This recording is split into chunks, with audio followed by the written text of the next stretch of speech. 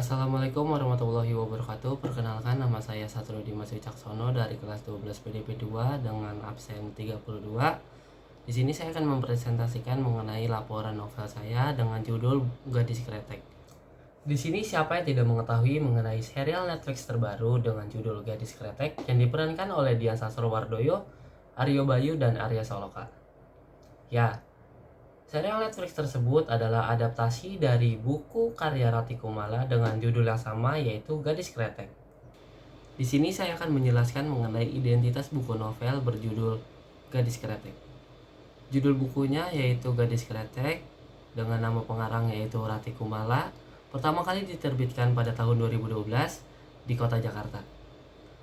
Untuk tahun cetak terbarunya yaitu tahun 2023 dengan ketebalan buku 288 halaman, diterbitkan oleh PT Gramedia Pustaka Utama dengan harga buku 75.000, lalu dengan panjang buku 20 cm, lebar buku 13 cm, dan ketebalan buku 3 cm.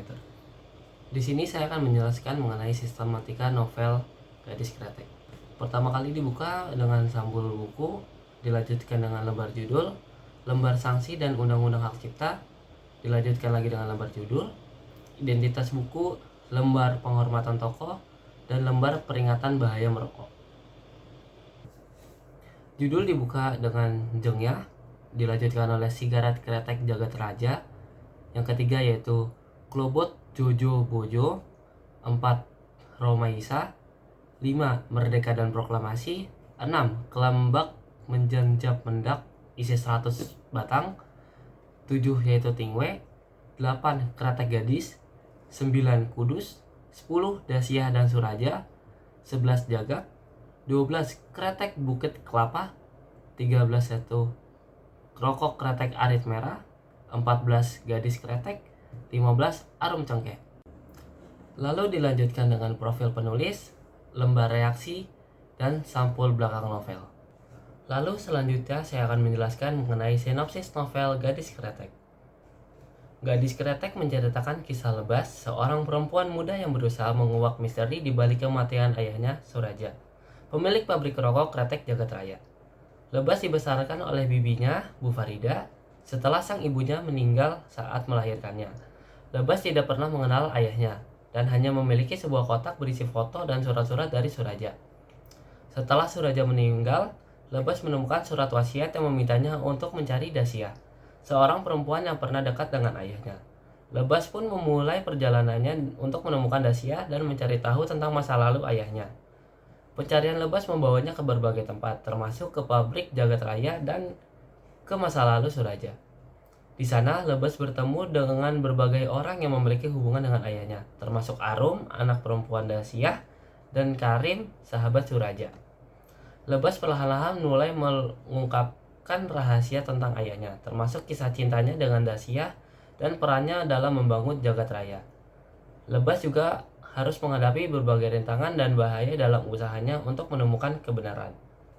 Selanjutnya saya akan membahas mengenai unsur pengembangan novel Gadis Kretek yang terbagi menjadi dua, yaitu unsur intrinsik dan unsur ekstrinsik. Unsur intrinsik. Tema dalam novel Gadis Kretek adalah sebuah perjalanan keluarga kecil di kota M yang memulai usahanya dengan membuat kretek atau rokok. Untuk tokoh yang pertama kali saya akan bahas yaitu Lebas. Watak tokoh Lebas yaitu teguh pendirian, mandiri, dan memiliki tekad yang kuat. Lebas merupakan anak dari Paraya dan Purwanti. Idrus Muria dengan watak tokoh yaitu bijaksana, memiliki rahasia kelam, dan pantang menyerah. Idrus Muria atau biasa dipanggil Pak Idrus merupakan suami dari Rumaisa dan bapak dari tokoh utama yaitu Jengnya atau Dasyah. Rumaisa dengan watak tokoh yaitu tegas, penuh kasih sayang, dan penyabar. Rumaisa biasa dipanggil juga dengan Rum, merupakan istri dari Idrus Muria dan ibu dari tokoh utama yaitu Jengnya atau Dasyah. Selanjutnya yaitu Sujagat dengan watak tokoh misterius, tegas, dan teguh pendirian. Sujagat atau biasa dipanggil dengan Pak Jagat merupakan bapak dari Purwanti. Selanjutnya yaitu tokoh utama kita, Dasyah atau Jengya, dengan watak tokoh yaitu bijaksana, baik hati, dan penuh rahasia. Dasia atau biasa dipanggil dengan Jengyah merupakan pemeran utama dalam novel Gadis Kretek. Untuk tokoh utama yang terakhir yaitu Suraja dengan watak tokoh tegas, penuh ambisi dan berani. Suraja atau biasa dipanggil dengan Paraya merupakan istri dari Purwanti. Paraya ini merupakan ayah dari tokoh Lebas, Tegar, dan Karim. Alur waktu dalam cerita Gadis Kretek yaitu campuran atau maju mundur dengan latar waktu yaitu masa penjajahan Belanda, masa kemerdekaan sekitaran 1940 sampai 1970-an, dan yang terakhir yaitu masa modern. Latar tempatnya yaitu Kota M atau Muntilan, Jakarta, Temanggung, Kudus, dan Yogyakarta. Sudut pandangnya diceritakan melalui orang pertama serba tahu, lalu gaya bahasa yang digunakan yaitu campuran formal dan non-formal. Lalu amanat yang dapat kita ambil dari cerita Gadis Kretek yaitu novel ini menunjukkan bagaimana keluarga, meskipun penuh dengan masalah, tetap menjadi tempat berlindung dan sumber kekuatan. Lebas belajar tentang sejarah keluarganya dan menemukan arti penting keluarga dalam hidupnya. Selanjutnya yaitu unsur ekstrinsik yang dimana menjelaskan mengenai latar belakang penulis. Rati Kumala adalah seorang penulis terkenal asal Indonesia yang lahir pada 4 Juni 1980. Keluarga Rati merupakan pemilik perusahaan kretek lokal di Muntilan, Jawa Tengah yang beroperasi di masa lalu. Masa kecil Rati kerap dihabiskan di rumah keluarga kakeknya di Muntilan. Meski saat itu usaha kretek keluarganya sudah tidak ada, Rati kerap mendengar cerita-cerita dari anggota keluarganya.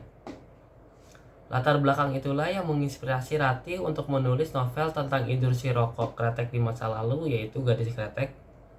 Kepiawannya dalam mengubah cerita didukung dengan ilmu yang diperoleh selama menempuh studi di Fakultas Sastra Inggris Universitas 11 Maret, Surakarta.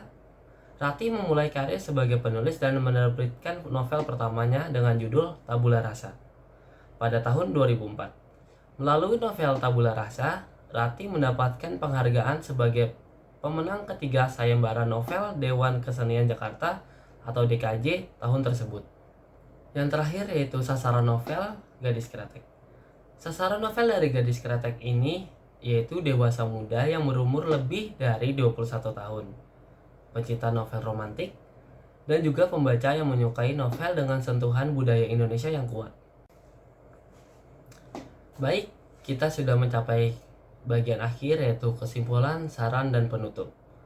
Kesimpulan dari laporan tugas ini adalah sangat direkomendasikan untuk membaca buku karya Rati Kumala yang sangat mendunia karena sangat berbudaya, sangat menyentuh, dan salah satu alasan yang membuat kalian harus membaca novel Gadis Kretek adalah serial ini sudah diadaptasi ke dalam serial Netflix yang dimana kalian akan mendapatkan dua jenis pandangan jika membaca dan menontonnya.